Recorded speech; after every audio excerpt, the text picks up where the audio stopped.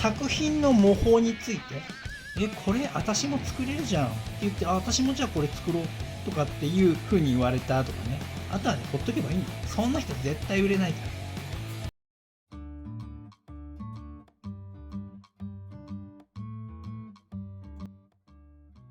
はい、お疲れ様です。虹玉屋の北川です。今日もね、ヘルト教室始めていきたいと思います。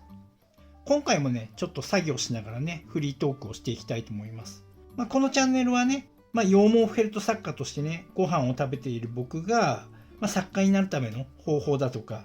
あるいはね、必要な考え方とかね、こうやって技術的なところもね、公開したりしてるんだけれども、作家になりたいとかってね、作家で食べていくためにはどうしたらいいのっていう人にはね、参考になる内容になってると思うのでね、ちょっとね、聞いてってくれればいいかなと思います。そうだね、今日はね、ちょっとね、作品の模倣について、ちょっとね、話しようかなと思っていて、僕、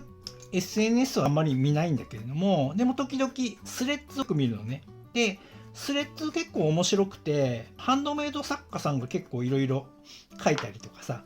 してたりするから、たまに読むんだけど、で、そういう中でみんなの悩みだとかさ、そんなのちょっと拾ったりして、ああ、なるほどなーなんて思ってんだけど、その中でね、時々ある話題が、作品が模倣されたっていう話がよく目にするんだけども、ちょっといろいろ思うことがあったので、ちょっとね、話したいなと思います。羊毛フェルトだったらね、あまり作品が模倣されるっていうことどうだろう。あるか。なんだろう、自分のオリジナル作品じゃないけど、自分の作風っていうかな。そういったものを作って販売してたら、模倣されてたとかさ、そんなのはあると思うのね。あと、特にアクセサリー作家さんとか、レジン作家さんとか、よくわかんないけど、なんかそんな感じだったかな。模倣されたとか、あとマルシェとかイベントとかに出店した時にお客さんの中に当然作家さんたちも偵察なのかよくわかんないけど見に来たりしてて、でその時に聞こえるように言ったわけじゃないのかもしれないけど、これ私も作れるじゃんって言って、私もじゃあこれ作ろうとかっていう風に言われたとかね。でそうやって模倣するのどうなのみたいな感じの話ね。ちょっとそれについてね、僕なりの視点でいろいろね、話をしたいなと思ってね。まずね、模倣された方はさ、すっごい気分悪いじゃない。そりゃそうだよね。だって自分で苦労して考えてさ、いろいろ試行錯誤してやっとね、生み出した作風をさ、簡単に模倣されてさ、でそれで販売されたらすっごい腹立つじゃん。それはね、すごく気持ちがわかる。で、すっごい腹立つんだけど、でもね、これってね、防ぎようないの。で、腹立つんだけど、考え方をね、逆にした方がいいよ。例えば僕も模倣されることが、僕の場合はさ、ほら、うちの子オーダーだから模倣されるっていうかね、模倣されることないんだけど、でも、そうだな、例えば商品説明とか、それこそまるっとね、僕の言葉そのままパクってる人とかもいるけど、でも僕はそういう人を見て腹立ったりしないんだよね。でむしろ逆で、僕のこのね説明文とかが真似されてるっていうかさ、要は見本にされたわけでしょ。いいと思ったからそれを使ってくれたんだよね、僕の商品説明とかをさ。僕のね教え子っていうかさ、虹玉塾の塾生とかには、テンプレートとかね、ちょっと書き方とか教えるから、当然僕のね、商品説明と同じような感じにはなってるんだけど、そうではなくて、虹玉塾の塾生じゃなくても、結構前からね、僕の、ほんとそれこそ言葉そのまま、まるっと使っちゃって、もう僕っていう言葉すらね、そのまま入ってたりとかする人とかもいるんだけど、でも全然別に構わないんだけど、そう。だから僕は腹立たないんだよね。むしろ、僕のやつが見本になるんだ、してくれたんだって逆に嬉しいんだけどね。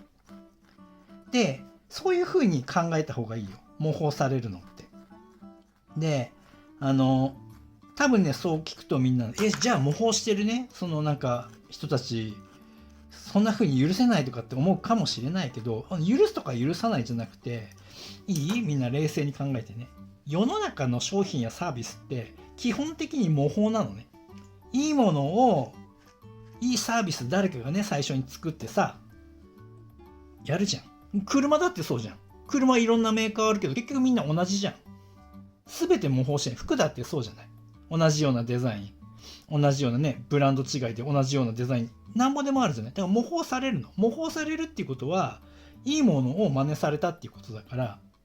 で、これはね、もうほんと防ぎようがないの。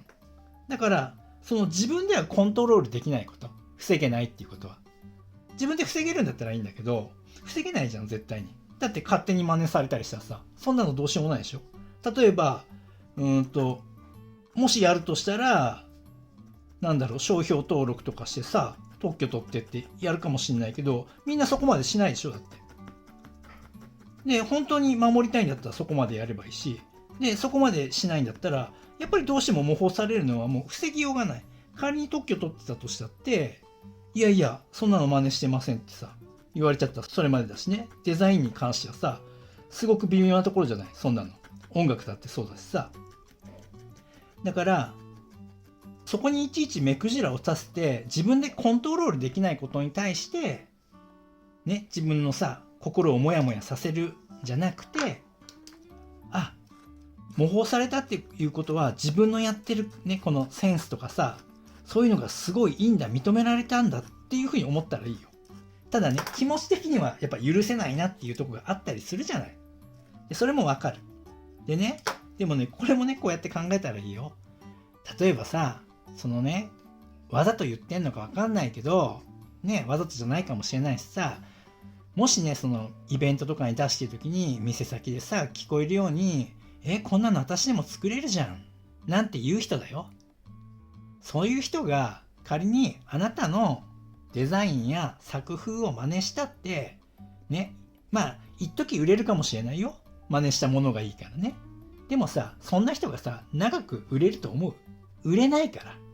絶対売れないから。だってさ、そうでしょ？そんなね、店先で聞こえるように言ったら、ね、その聞こえたさ、作家さんはさ、お店の人はさ、どう感じるの？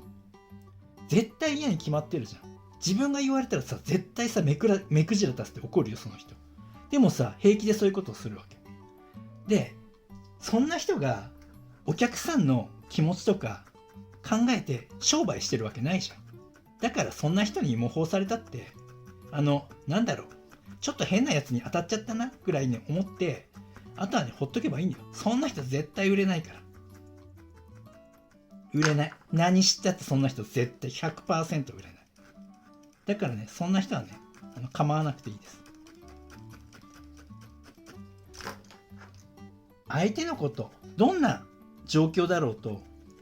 やっぱりその、相手の立場になって物事とかを考えてあげれないとか、言葉をチョイスしてあげれないっていうのは、やっぱ致命的だよね。商売する上ではね。だから別にね、そんな人にね、目くじら立てたりする必要はないよっていう話。あと、模倣すること自体も別に悪いことじゃないんだから、別に模倣したっていいとは思うんだけど、推奨はしないけどね。でも、絶対模倣することになっちゃうじゃん。だってうまくいってる人を参考にするんだからさ。それはそれで別にいいことだから。ただ、模倣するなら、作風とか、ね、例えば僕の商品説明だったら、その言葉そのものをさ、全部丸パクリするんじゃなくて、そんなことしたって意味がないのね。全く意味がないの。だって書いてる内容、僕がなぜその言葉を選んでるのか、なぜこういう順番で書いてるのかっていうことのその本質の部分を見えてないのに形だけ真似したってお客さんに何も伝わらないから。だから模倣するのは別にいいんだけど、その模倣するんだったらその上っ面形だけを模倣するんじゃなくて、参考にするべきなのは、例えば僕の商品説明だったらね、どういう思いでここにこういう言葉を使ってるんだろうとか、なぜこれを書いているんだろうとか、参考にしたいって思うんだったら、そこの部分を参考にさせてもらうわけ。そして自分のオリジナルを作るわけ。したらオリジナルになるんだから。ただただ簡単にパッと人の真似して作品を売ろうとか儲けようなんて考えてる人たちなんて全然構わなくていいよ。そんな人たち全然あなたの作品とか作風とか商品説明とかいろんなものを模倣しちゃって全然使いこなせてないから。だから心配しなくて大丈夫。はい。というところでね、なんか結構みんなそのスレッズとかで模倣されたことに対してもう怒り収まらない感じでね、結構論争になってるの時々見るので、そんな風に考えたらね、いいんじゃないかなと思いました。はい。そんなところでね、今回の話はね、終わろうと思います。はい。それではまた。ご覧いただきありがとうございます。このチャンネルは羊毛フェルト作家を仕事にして生計を立てている僕がフェルト作家を目指している人やもっとスキルアップしたい人、そんな人に向けてリアルな作品の作り方だけではなく誰も教えてくれない作家になるために必要な考え方、そういったことを発信しているチャンネルです。ぜひね、自分のスキルアップのためにチャンネル登録して活用してください。あと、公式 LINE もやっています。この公式 LINE に登録してくれた方にだけ僕がやるオンラインレッスンなどの案内が届きます。僕から学んでみたいと思う方は、ぜひね、LINE 登録をお願いします。概要欄にリンクが貼ってあります。そこから登録してください。